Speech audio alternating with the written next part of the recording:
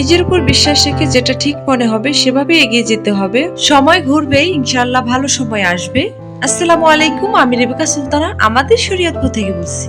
প্রথমে আমি আপনাদের কাছে ক্ষমা চেয়ে নিচ্ছি, কারণ সুন্দরভাবে কিন্তু আমি সময় মতো ভিডিও আপলোড করতে পারিনি। অনেক অনেক ব্যস্ত ছিলাম ভোটাভুটির কাজ নিয়ে। গত 29শে মে 2024 আমাদের ডামুড্যা উপজেলা নির্বাচন হয়ে গেল। এই নির্বাচনকে ঘিরে কিন্তু আমার ব্যস্ততা। তো আলহামদুলিল্লাহ, অক্লান্ত পরিশ্রমের পর আল্লাহর অশেষ রহমতে পছন্দের প্রার্থীকে জয়যুক্ত করাতে পেরেছি। সবাই দোয়া করবেন আমাদের প্রার্থী BM সাত্তার আঙ্কেলের জন্য। ওনার আগামীর পথ চলা যেন সহজ ও সুন্দর হয়। তো যাই হোক, আম কাঁঠালের দিন কিন্তু চলে যাচ্ছে, কোনো ভিডিও কিন্তু আপনাদের সাথে শেয়ার করতে পারিনি। অনেক অনেক ব্যস্ততার মাঝে কিছু কিছু ভিডিও কিন্তু করে রেখে দিয়েছি। সময় সুযোগ পেলে আপনাদের সাথে সেটা শেয়ার করব। সময় মতো আপনাদের কাছে না পৌঁছানোর জন্য আমি অনেক অনেক সরি। সবাই একটু ক্ষমাশীল দৃষ্টিতে দেখবেন।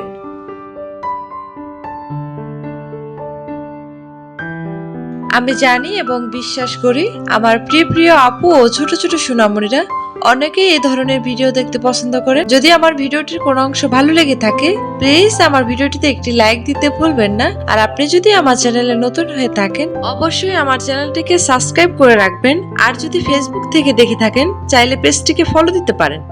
আর এই কাজগুলো যদি আপনি সত্যিই করে ফেলে থাকেন, আপনাকে অনেক অনেক ধন্যবাদ।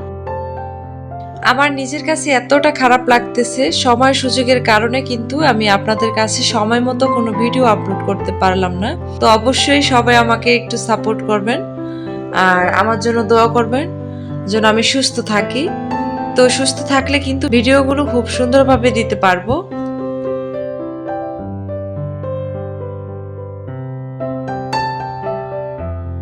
আম সত্ত্বগুলোকে আমি দুইটা শ্রেণীতে কিন্তু আলাদাভাবে রেখে দিলাম। এখন রোদে শুকাবে আর আমি ঘরে কাজ করতে থাকবো। পরে একটু শক্ত হয়ে আসলে তখন কিন্তু আবার এটাকে ঢেকে দিতে হবে, তা না হলে কিন্তু সবগুলো আমসত্ত্বই কিন্তু পাখির পেটে যাবে। জীবনকে সুন্দর করতে হলে অবশ্যই পরিপাটি থাকতে হবে। পরিপাটি ছাড়া কিন্তু জীবন সুন্দর হয় না। পরিপাটি থাকার প্রধান কাজ হলো সময়ের কাজ সময়ই করে নেওয়া। সময়ের কাজ সময় মতন করলে অনেকটা আনন্দ খুঁজে পাওয়া যায়। আর মানসিক শান্তি বলে তো কোনো কিছুই নেই, এটা তো অবশ্যই পাওয়া যায়। শত শত কাজের মধ্য দিয়ে কিন্তু রুমগুলোকেও আমি গুছিয়ে নিলাম, কারণ ভোটাভুটি ঝামেলাতে অনেকগুলো কাপড় আধোয়া হয়েছিল। সেগুলোকে আমি সময় সুযোগ করে ধুতে পারিনি। সম্পূর্ণ কাজ সেরে তারপর কিন্তু টেবিলে চলে আসলাম।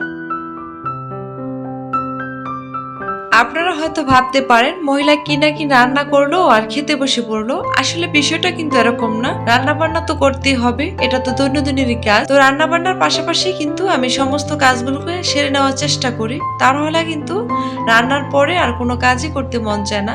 সূচিবাই জীবন তো, অলস হয়ে পড়তেছি কেমন যেন।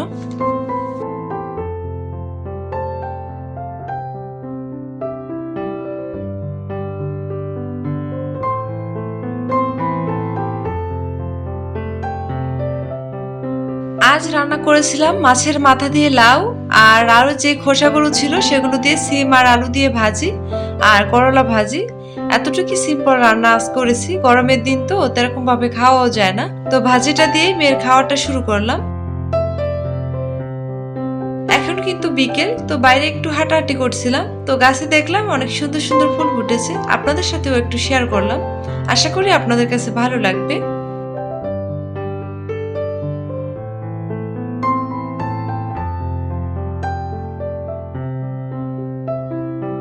এটা কিন্তু অন্য আরেক দিনের দুপুরের ভিডিও। এই আমগুলো কিন্তু খুবই ছোট ছিল, তখন কিন্তু আঠিও গজায়নি। তো এগুলো দিয়ে কিন্তু আমি যে ফলি যেটাকে বলে সেটা করেছিলাম, আপনাদের সাথে কিন্তু অন্য একদিন শেয়ার করব। এখন সন্ধ্যার কিছুক্ষণ আগ মুহূর্ত। তো মেয়ে বায়না করতেছিল আমাকে কিছু খেতে দাও। তো ওকে বললাম তুমি কি নুডলস খাবে? সে বলল না, আমি কিছুই খাবো না, আমি চকলেট খাবো। তো ভাবলাম চকলেটটাও একটু বয়মে ভরে নেই। দুই বোন মিলে কিন্তু ভালোই খেতেছে, ওদের কিন্তু দিয়ে এসেছি।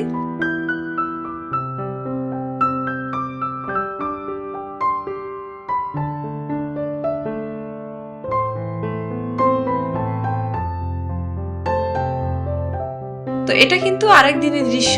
এই যে মিষ্টি আলুগুলো দেখছেন, এগুলো কিন্তু আমি বাজার থেকে কিনে নিয়ে আসছিলাম। তো মিষ্টি কুমড়া আর মিষ্টি আলু খুব সুন্দরভাবে কিন্তু মিল হয়ে গেছে। আলু পাতা যেখানে থাকে সেখানেই কিন্তু আমি আলুগুলো রাখার চেষ্টা করি। সবসময় কিন্তু এভাবে আপনারা রাখতে পারেন। আর এই বস্তার মধ্যে যে আলুগুলো, এগুলো কিন্তু আমার আম্মার জন্য রেখেছি। প্রতি বছরেই কিন্তু আমি এভাবে মিষ্টি আলু ঘরে সংরক্ষণ করি। আর এটা থেকে যখন গ্যাস বা গাছ চলে আসবে ওটাকেও ভেঙে দিতে হবে, এতে আলু অনেকদিন পর্যন্ত ভালো থাকে।